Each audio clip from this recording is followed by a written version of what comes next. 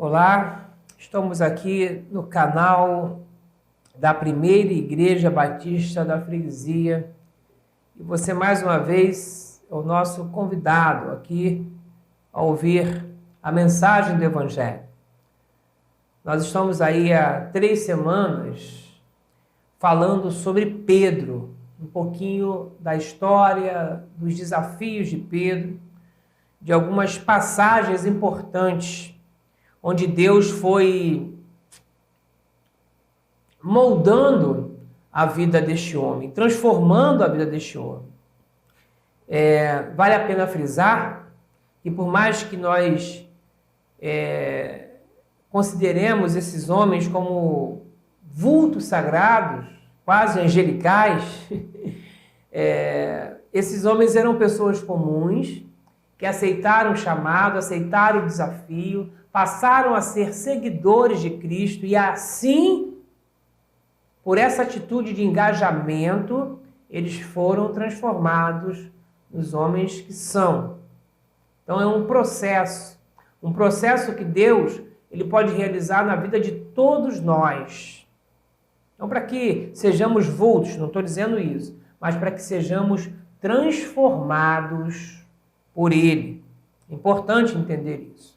Nós já tivemos 2 estudos. Nós estamos fazendo estudos pequenos, cerca de 20 minutos em média, para que você possa ouvir com calma e não perder nenhum detalhe, para que você possa prestar bem atenção, para que não tenha muita informação, para que seja digerida, tá? Então você vai assimilando aos poucos o ensinamento dessas vidas, a mensagem do Evangelho e tomando as suas decisões. Você pode ouvir como um podcast, pode ouvir no seu carro, pode ouvir enquanto faz uma comida, lava uma louça, junto com a família, como uma devocional, da maneira que você escolher, mas faça isso.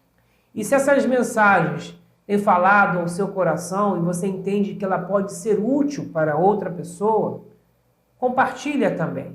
Compartilha para que essas mensagens alcancem outras vidas que precisam compreender também o amor de Deus do Evangelho.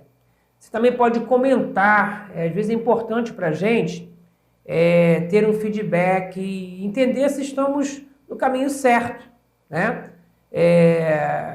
Então você pode fazer comentários para que a gente entenda aí como essas palavras têm abençoado as pessoas. A primeira foi sobre o desafio, o chamado de Pedro, né? Nós falamos ali que, embora diante de um homem desconhecido, Pedro aceitou o desafio sem garantias, mas por fé, e tornou-se ali, deixou de ser um pescador de peixes e tornou-se um pescador de homens.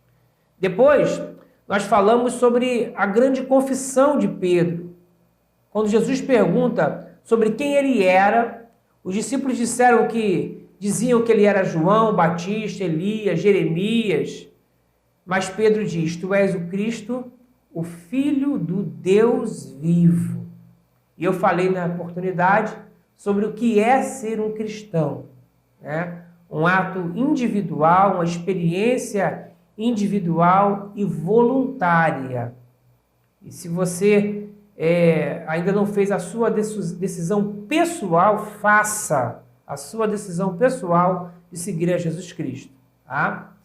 E hoje nós vamos falar de um episódio curioso da vida de Pedro, o fracasso de Pedro. O título do estudo hoje é O Grande Fracasso, né? Porque a Bíblia não esconde as nossas falhas. E tem um momento em que Pedro ele acaba negando a Jesus Cristo. Marcos 14, 66 a 72.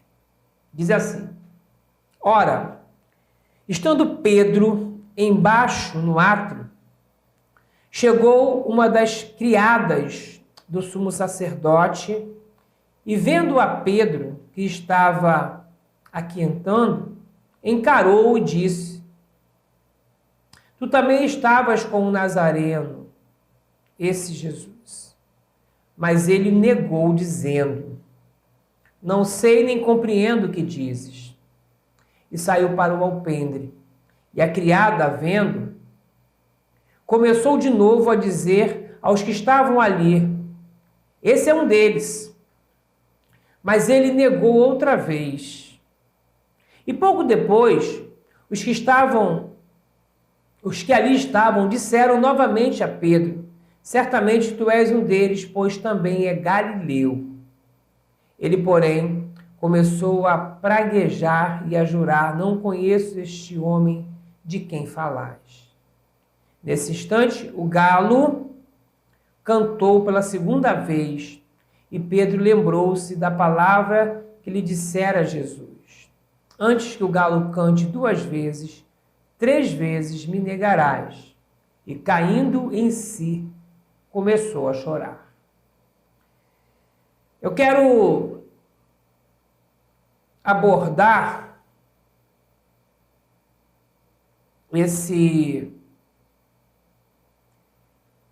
começar esse estudo abordando aqui uma curiosidade, né? Já li vários comentários, tem um que eu considero muito. Eu sempre me perguntei se havia um galo no palácio, né? Se havia um galo ali. E até porque os judeus, eles não criavam porcos nem galinhas, porque tudo que ciscava era considerado imundo, eram animais imundos. Então, possivelmente não era um galo. Há quem considera que, pela palavra grega galetínio, que foi traduzida por galo, que era o toque de uma trombeta ou a própria trombeta, um instrumento, né, que avisava, como quem é militar vai saber disso, aquele toque de corneta que avisava que estava na hora de trocar a guarda. Então, tocava às 20, às 22 e tocava às 12 horas, né? Às 24 horas ali, meia-noite. Então, possivelmente, como para o judeu o dia começa às 18 ali, então essa trombeta ia tocando de 2 em 2 horas, trocando ali o quarto de hora da guarda, e o que Jesus diz para ele: antes que toque aí a terceira trombeta, você me negará. Antes que toque a segunda trombeta, você me negará. E possivelmente é uma explicação para essa passagem, tá? Então a melhor tradução seria essa: antes que toque a segunda trombeta, você me negará, terá me negado 3 vezes. Jesus marcou a hora, tá? E Pedro negou. Que fracasso, né? Às vezes eu fico pensando, se Pedro fosse membro das nossas igrejas e tivesse cometido uma falha, como a gente trataria ele aí numa assembleia, né? Conhece Pedro? Lembra de Pedro? Aquele crentão, aquele que dizia que nunca negaria, negou, caiu, enfim, para a gente pensar na nossa maneira de proceder. Mas a minha pergunta é: por que Pedro negou? Por que Pedro negou? E aí é que vai o nosso ensinamento aqui, para que a gente tome alguns cuidados.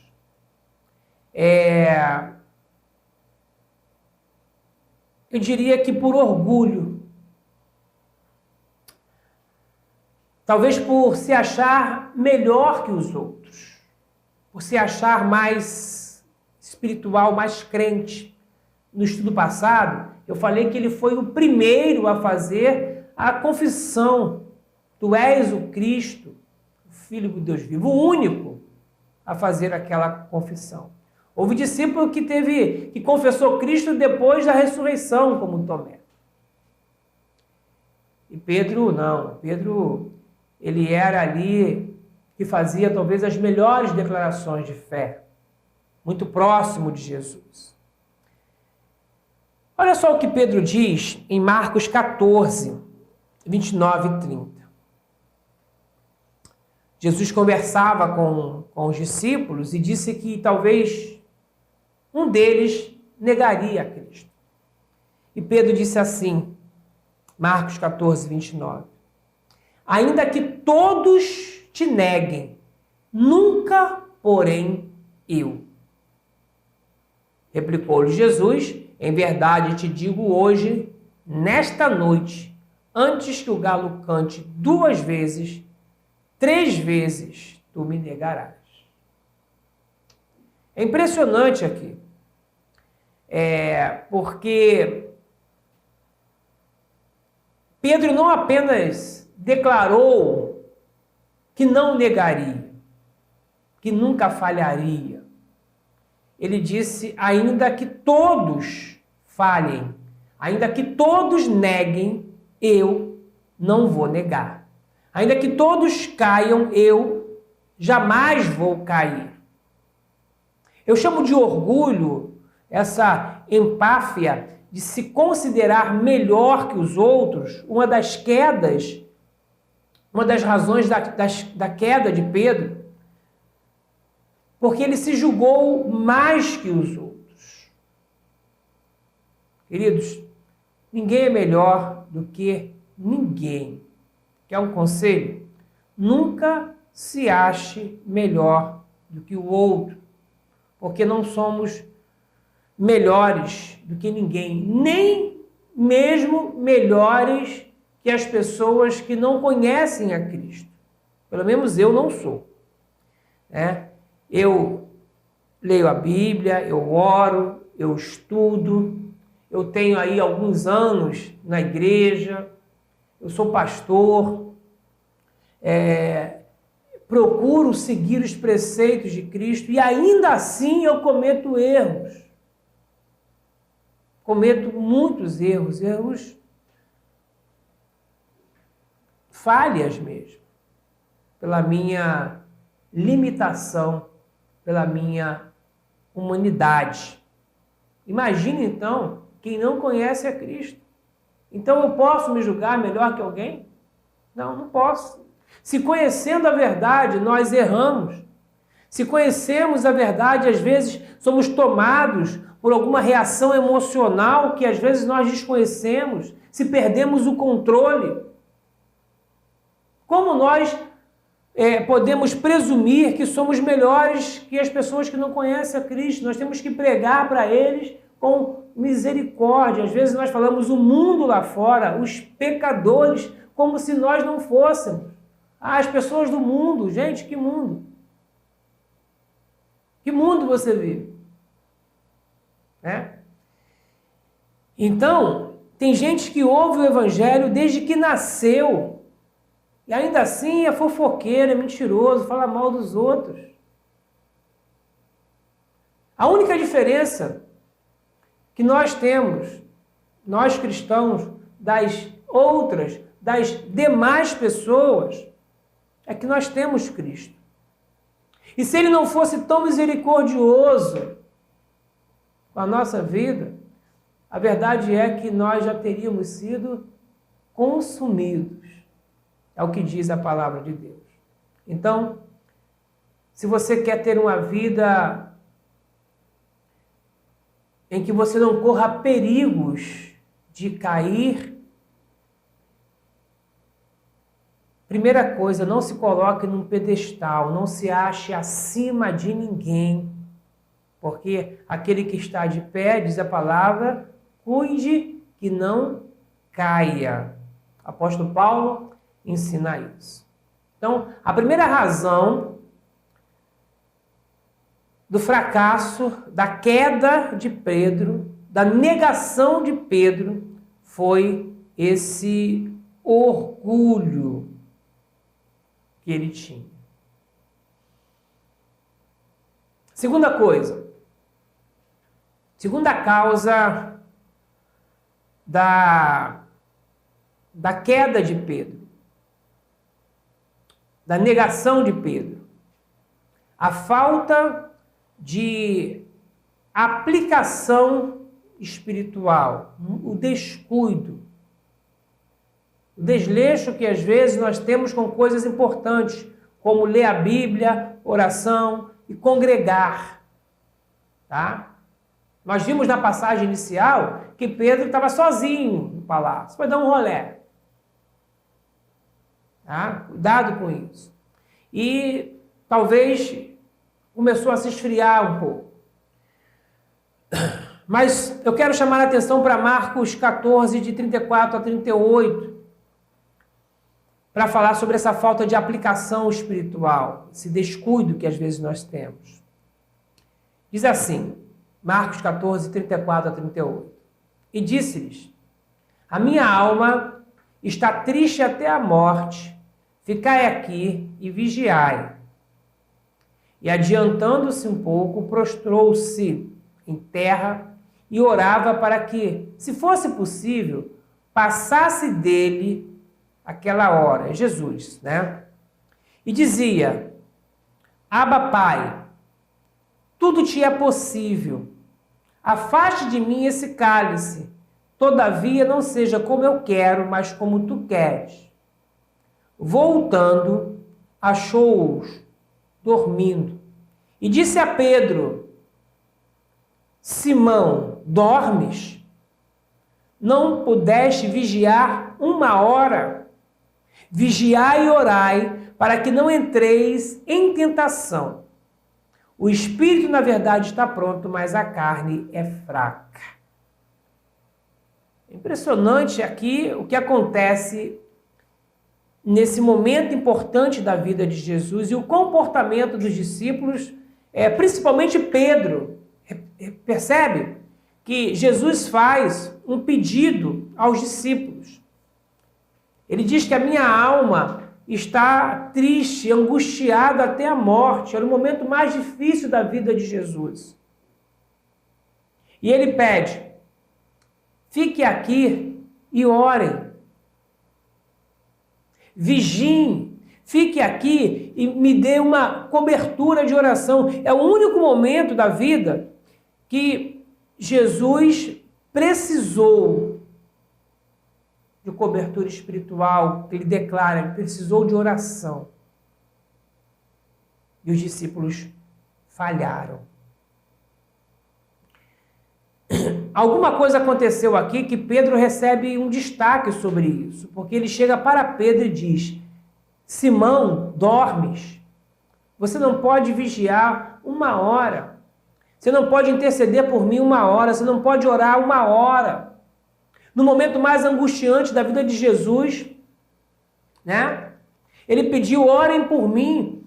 Gente, e os discípulos dormiram. Parece até aquelas pessoas que dormem no culto, né? Mas isso fica para outra ocasião. Mas isso é falta de aplicação espiritual. Vem para a igreja e aquilo ali não tem o menor interesse. Às vezes alguém está pedindo oração e assim, você vai lá, ora, de repente põe até a mãozinha lá no WhatsApp, mas não para um minuto, não tira um minuto do seu tempo para interceder de verdade, para orar por uma família, orar por alguém que está enfermo. Não se envolve. E aí a vida vai ficando fria espiritualmente. E a igreja passa a ser um hábito, uma rotina, simplesmente.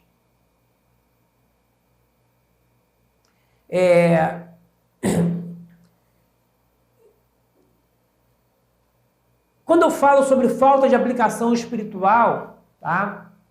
Eu estou falando da negligência. Estou falando de gente que não se alimenta espiritualmente há muito tempo.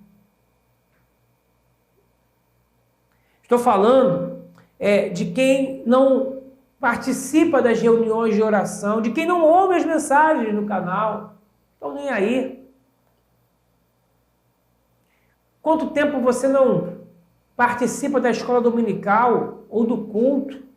É um ou outro, né? A gente cumpre a nossa obrigação religiosa, Tem gente que vem para a EBD, pronto, cumpri, agora o domingo é meu, não é do Senhor, vai embora.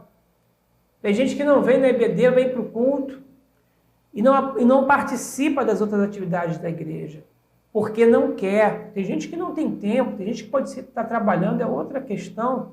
É claro que nós precisamos fazer escolhas, falei sobre isso no primeiro estudo,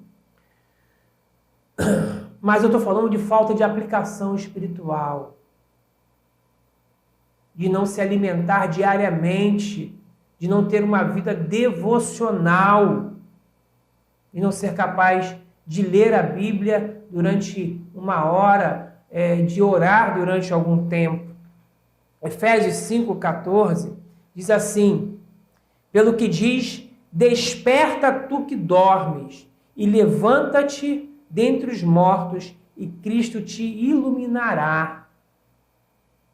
É a palavra de Deus. Cuidado.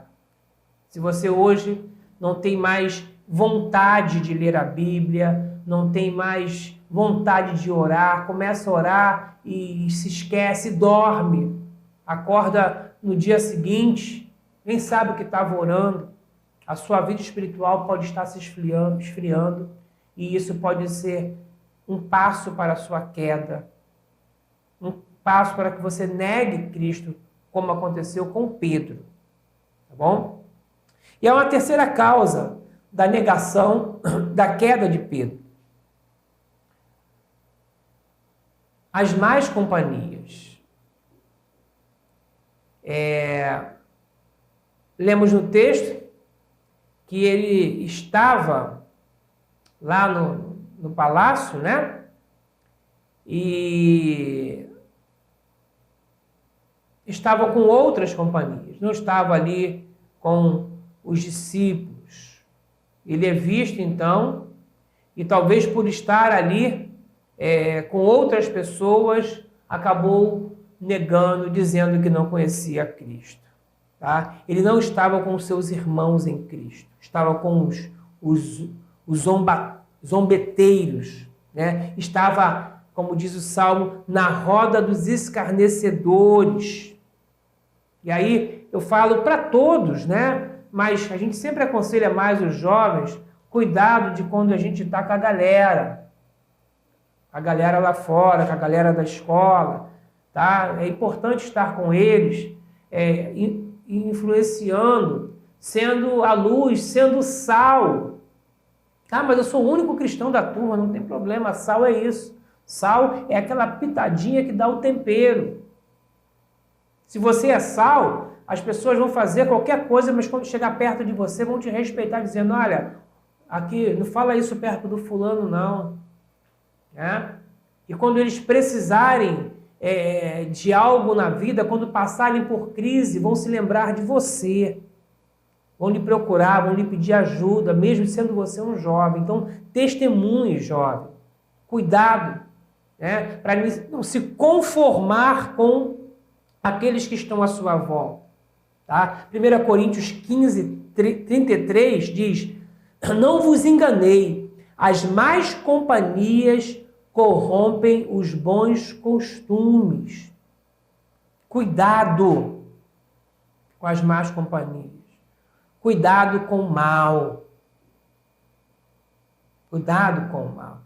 Né? É melhor ser aquele bobo, né? O quadrado, não sei qual é a gíria do momento, o nerd, né? Não sei, do que ser um esperto, malandro, mutilado pela vida, como acontece com muitos jovens. Né? A Bíblia tem um texto em Eclesiastes, capítulo 10, se eu não me engano, que fala que uma mosca morta estraga todo o unguento do perfumador. A ideia é que uma mosca cai numa bacia enorme de perfume e estraga todo o perfume. A perfumaria é uma profissão muito antiga. Então, se prepara ali o perfume, tira lá das plantas, das flores, né? E se coloca ali para apurar aquele cheiro. Se naquele momento, naquela bacia, naquele tonel ali de perfume cair uma mosquinha estraga todo o trabalho do perfumador. Era para ser o contrário, né? Era para mosca ficar perfumada e, por ser tão pequena, não comprometer o perfume, não, mas ela estraga o perfume.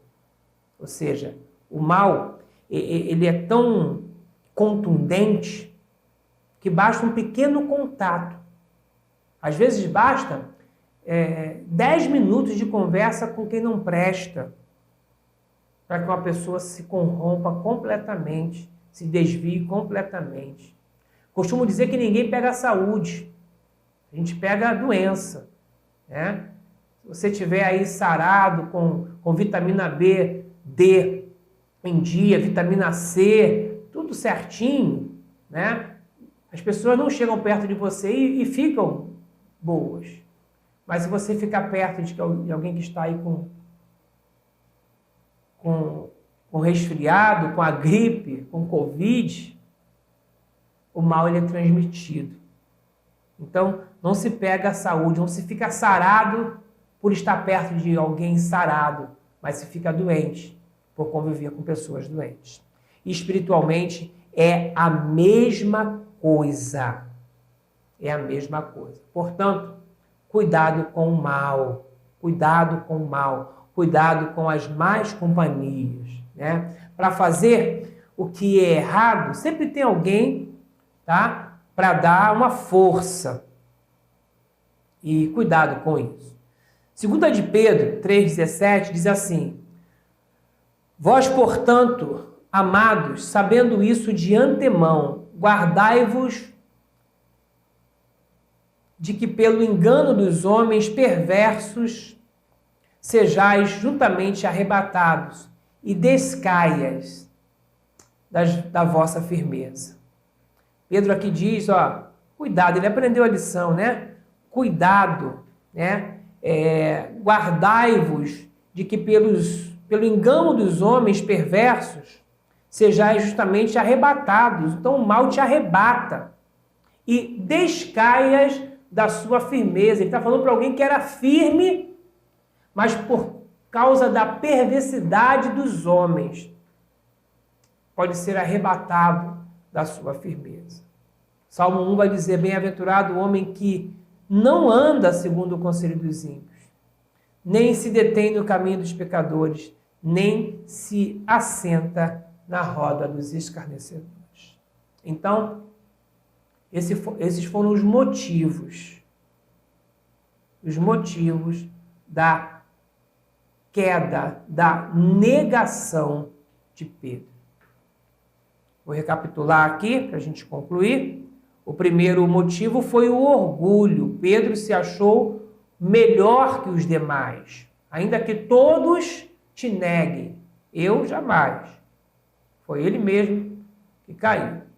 Depois, o relaxamento espiritual, a falta de aplicação espiritual, né? Começou a diminuir o tempo, a atenção, o tempo de orar, o tempo de ouvir a palavra. Podemos dizer assim, podemos aplicar assim nas nossas vidas. E acabou se enfraquecendo espiritualmente.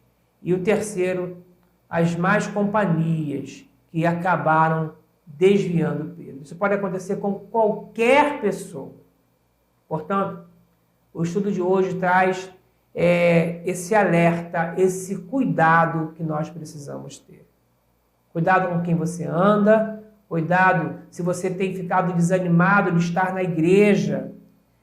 Eu vou assistir o culto pela internet, eu vou assistir o culto em casa.